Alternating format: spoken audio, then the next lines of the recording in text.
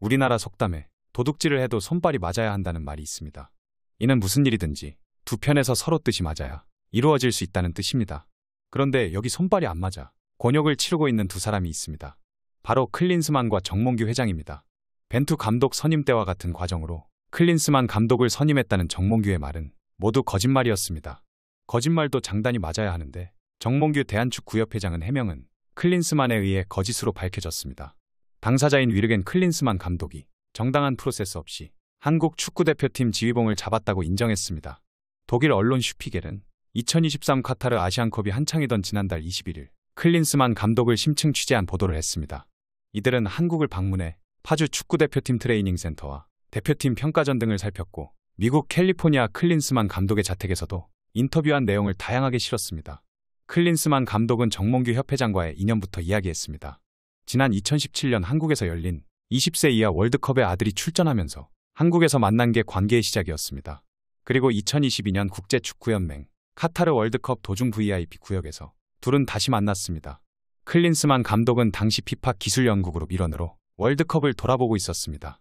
정몽규 회장은 파울루 벤투 전 감독이 16강에서 브라질에 패하고 결별을 밝혀 향후 계획을 세워야 하는 상태였습니다.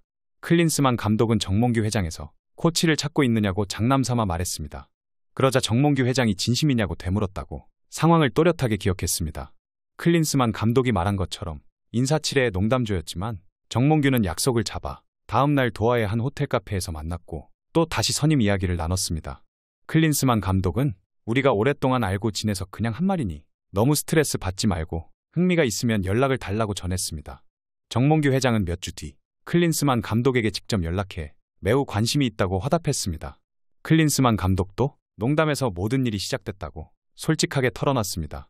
이는 정몽규 회장이 공개석상에서 해명한 것과 배척되는 상황입니다. 정몽규 회장은 지난 16일 클린스만 감독을 경질하는 자리에서 선임 과정이 문제가 없다고 주장했습니다.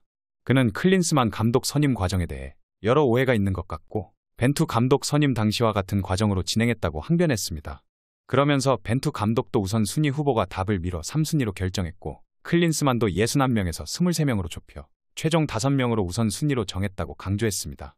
하지만 클린스만 감독의 고백에서 알 수 있듯이 정몽규 회장은 이미 감독 선임 과정을 밟기 전부터 사령탑에 대한 이야기를 나눴습니다. 클린스만 감독 선임 당시 전력 강화위원들이 최고 결정권자로부터 발표 30분 전에야 통보 방식으로 전달받았다는 소식은 익히 알려진 대목입니다. 전력 강화위 기능을 식물로 만들고 위원들을 거수기로 치부한 배경 뒤에 클린스만 감독의 농담이 시발점이라는 건 대한민국 국민들을 기만했다고 밖에 볼 수 없습니다. 매체에 따르면 클린스만 감독은 정몽규 회장과 돈독한 관계를 강조했습니다. 클린스만 감독은 마음에 들지 않는 일이 생기면 곧바로 정몽규 회장에게 메시지를 보냈고 직접 대면도 했다고 언급했습니다. 쉽게 들통날 핑계로 위기 모면에만 신경 쓴 정몽규 회장은 현 사태의 잘못에 대한 인정 없이 대한축구협회장 사선 도전을 우회적으로 밝혔습니다.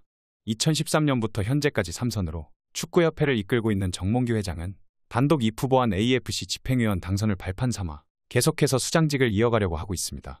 하지만 정몽규는 클린스만 감독 선임 과정에 대해 거짓말이 밝혀져 명분이 사라지게 됐습니다. 한편 아시안컵 성적 부진으로 경질된 클린스만 감독은 자기 변호에 힘을 쓰고 있습니다. 최근 슈피겔과 다시 인터뷰를 한 클린스만 감독은 경기 측면에서 봤을 때 아시안컵은 성공적인 결과라며 절대 포기하지 않는 정신을 한국에 불어넣었다고 강조했습니다. 그러면서 사우디아라비아와 16강전 그리고 호주와의 8강전은 그야말로 순수한 드라마와 같았던 경기라고 이해 못할 분석을 내놓았습니다. 아시안컵 준결승 진출을 성공이라 여기는 건 클린스만 감독만이 아닙니다. 그의 오른팔로 전술 준비를 책임졌던 안드레아스 헤어초크 수석 코치는 오스트리아 매체 크로넨 자이퉁에 기고한 칼럼에서 아시안컵에서 좋은 성적을 거둔 후 나와 클린스만 감독은 한국에서 계속 좋은 일을 벌일 것이라고 생각했다고 언급했습니다. 그러면서 우리는 스포츠 측면에서 목표를 달성해 북중미 월드컵까지 갈 수 있었다며 정몽규 협회장도 우리를 계속 지지해줬으나 거센 압박에 굴복할 수밖에 없었다고 전했습니다. 우승에 실패한 이유로는 선수들을 지목했습니다. 요르단과 준결승 전에 손흥민과 이강인이 탁구를 치는 것을 두고 몸싸움을 벌인 걸 물고 늘어졌습니다.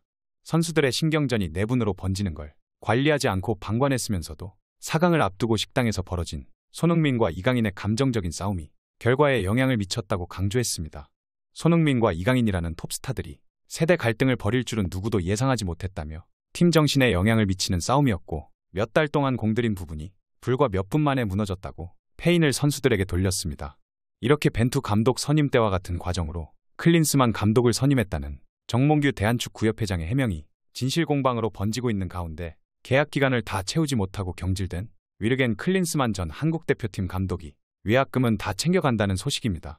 더욱 화가 나는 것은 2026년 북중미 월드컵까지 계약돼 있던 클린스만은 남은 2년치의 연봉을 일도 하지 않고 모두 받아간다는 점입니다. 한국이 아시안컵 4강에 진출한 것이 오히려 한국 축구를 병들게 하고 클린스만의 배만 불려준 꼴이 됐습니다. 클린스만의 연봉은 220만 달러, 한국 돈 29억 4천만 원으로 알려졌습니다. 그는 앞으로 2년간 놀고 먹으면서 대한축구협회에게 58억 7,840만 원을 추가로 위약금으로 지급받습니다. 대한축구협회가 계약 기간을 다 채우지 않고 그를 경질했기 때문에 귀책 사유를 짊어졌습니다. 안드레아스 헤어초크 수석 코치 등 클린스만 사단의 연봉을 모두 합치면 총 위약금 규모가 100억 원에 이릅니다. 상황이 이렇게 흘러가자 급기야 정몽규 축구협회 회장은 경찰 수사까지 받을 예정입니다.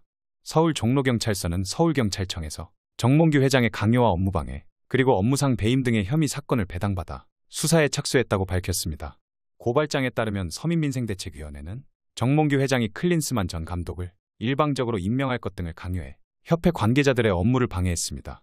서민위는 클린스만 전 감독을 해임할 때 위약금을 비롯해 해임하지 않을 시 2년 반 동안 지불해야 할 금액과 처음 계약 후 지급한 금액도 공금임에도 정몽규 회장의 일방적 연봉 결정에서 비롯된 것이라면 업무상 배임에 해당된다고 강조했습니다.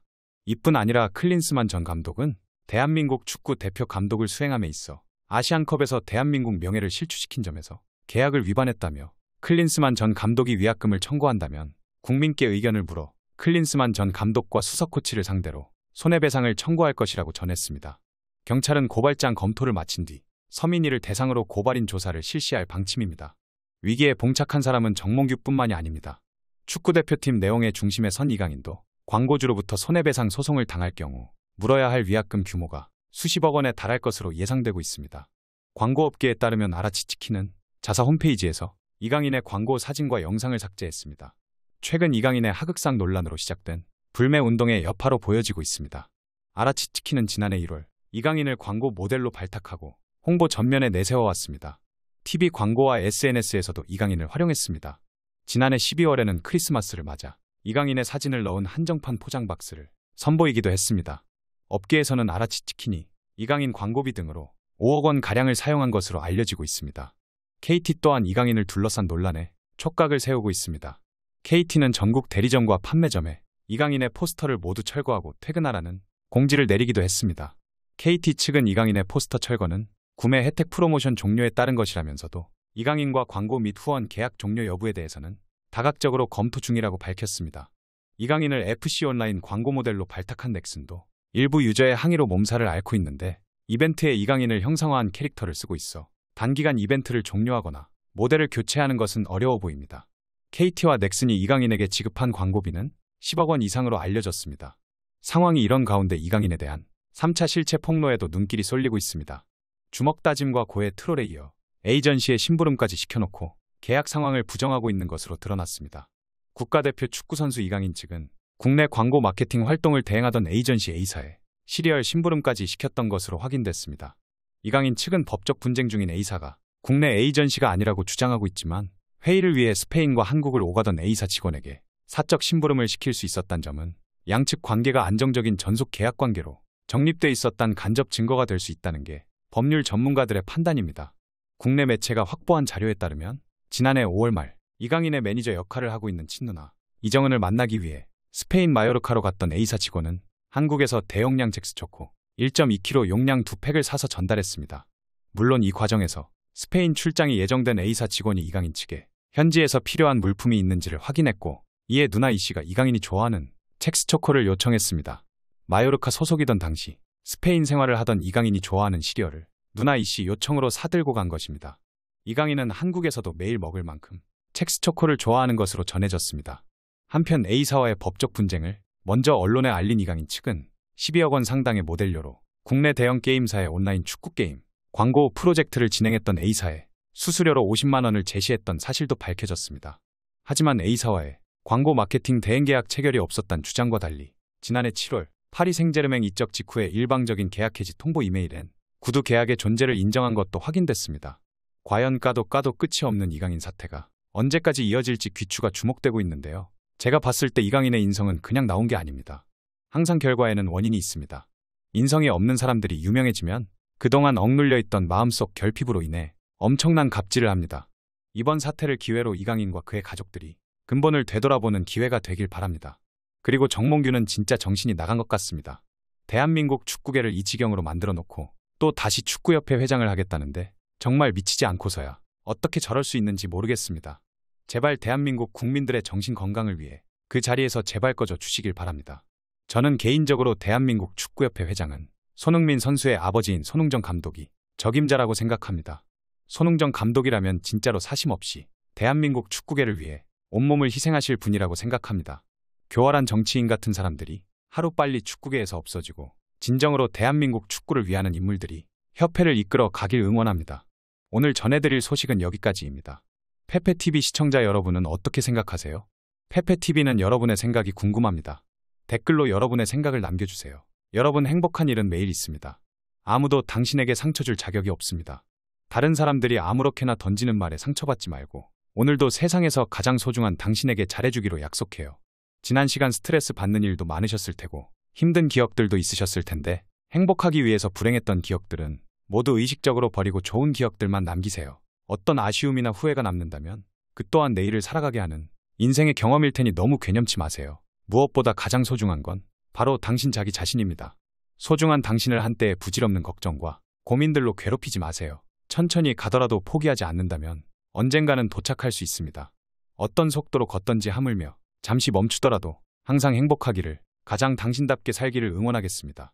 올해에는 원하시는 모든 일들이 기적처럼 이뤄질 거예요. 2024년에는 더 많이 웃고 더 적게 울며 문득문득 행복하시기를 바라겠습니다. 가장 큰 성공은 행복한 당신입니다. 그럼 다음 영상에서 봬요. 감사합니다.